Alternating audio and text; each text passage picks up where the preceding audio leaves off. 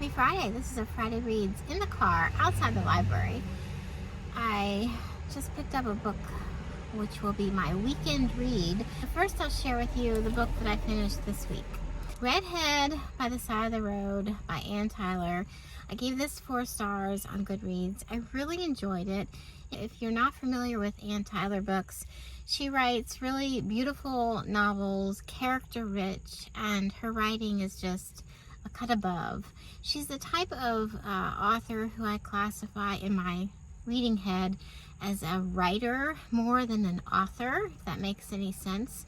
So this is about Micah. He's in his 40s, he's single, he has a girlfriend, Cassie, and he's just living his life. He is on the spectrum, in my opinion.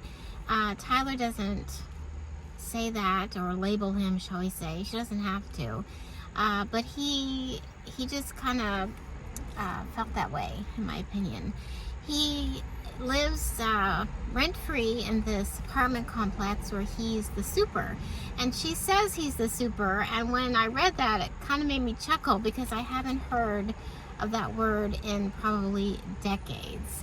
But he is the super. He takes care of the tenants' problems, and they call in and he solves the problems there.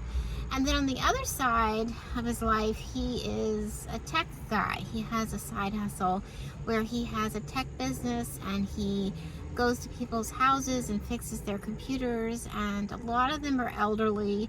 It was very relatable to me with modems and router problems and such, and so he does that as well. So it was a nice balance back and forth of him helping people, and then staying the course front and center is him in the middle, and he's just living his life. He runs in the morning, he has routines like we all do, and the, I wouldn't say hiccup, bump, or just kind of little climax in the story is when this young adult shows up and he says that he could maybe be his son.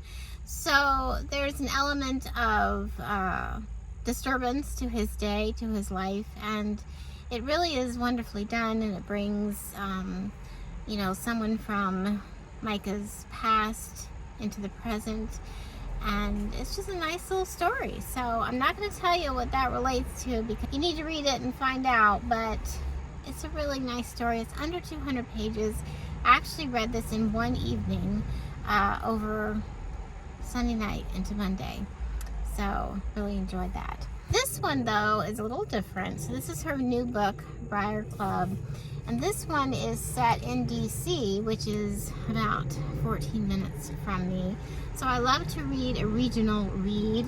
This one is set in DC in 1950. That's the year my parents were born, actually.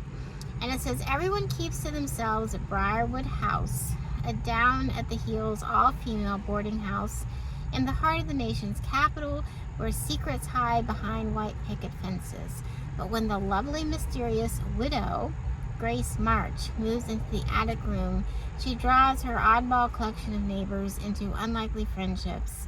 It sounds really interesting. My grandmother, when she came to town in the late 40s, it was actually after the war, but she lived in a boarding house in DC before she and my grandfather got married.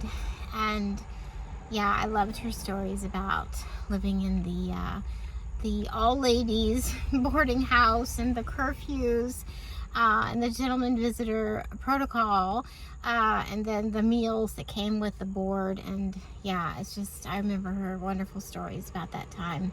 But this one sounds really intriguing, so that's what I'll be reading this weekend. I'll probably start that this evening. So what are you reading? Do tell me. I have been doing September vlogs over on my Life Needlework channel, so pop over there, join me there, and I hope you have a wonderful weekend. See you later.